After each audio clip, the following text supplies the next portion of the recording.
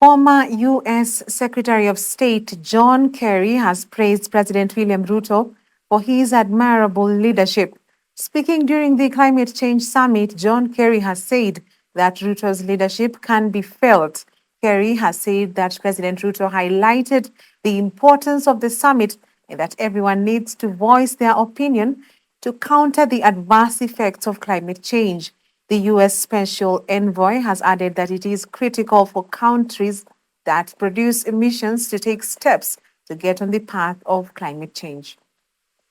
I want you to know, as I listened, and as you listened, I could feel this room, something is happening. This is different. I feel that. This is different. And I think, Mr. President, I would just say to you, your leadership is palpable. We feel it. And in what you have said today, there is such a clear path ahead for all of us. Africa is meeting. Africa is speaking. Africa is deciding. And nothing could make a greater difference, I think, on a global basis, given what you just heard from the President about the remarkable resources that are here in Africa. And it is critical for all of those 20 countries to immediately take steps to get on the path to the Paris Agreement, to align, to have the ability to keep 1.5 degrees alive. That will only happen if those 20 countries take the lead and make it happen. Various stakeholders and religious leaders in Africa have expressed their concern on ongoing efforts by global economies to transition to clean and sustainable energy from fossil fuel-powered energy.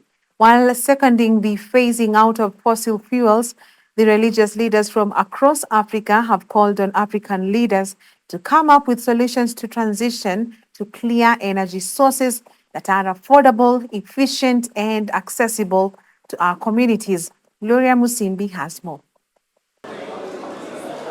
Just a day after hundreds of people joined a People's March on Climate in the streets of Nairobi, as the African Climate Summit kicked off yesterday, various leaders have echoed their views on the effects of fossil fuels to the environment. Speaking during a breakfast meeting held in Nairobi, African religious leaders have urged African leaders to divest away from fossil fuel energy sources and set clear climate targets and necessary action needed to actualize the divestment. We urge the African leaders to divest away from fossil fuel energy sources, that is oil, gas, and coal, and set clear climate targets and necessary actions needed to actualize the divestment.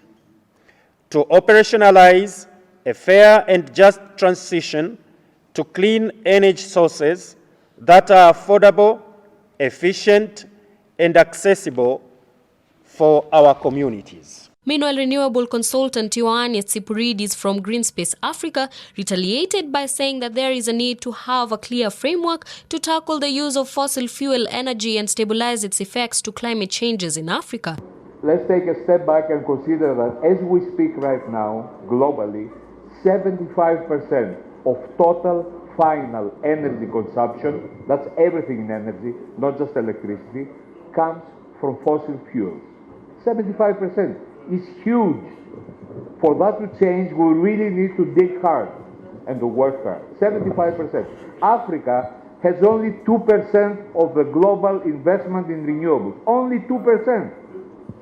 And Africa is a definition of renewable. On his part, Deputy Secretary General Pan-African Youth Union Roy Sasaka said Africa has the right policies in place, but noted that African leaders need to go a step further to review and implement locally tailored climatic solutions that will positively affect local communities across Africa. What are some of the policy framework that we need to review? And there is actually need that there are some policies that are not working for us, but there is no one who has sat in such a room that, like we are seated here, to review those policies and actually align them.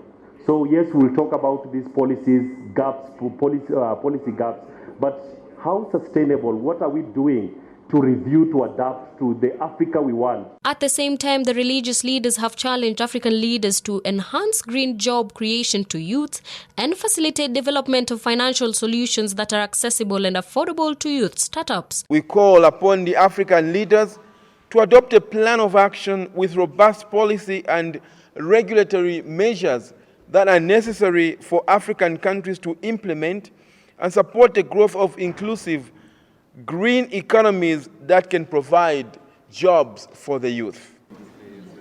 Reporting for TV Newswatch, I'm Gloria Musimbi.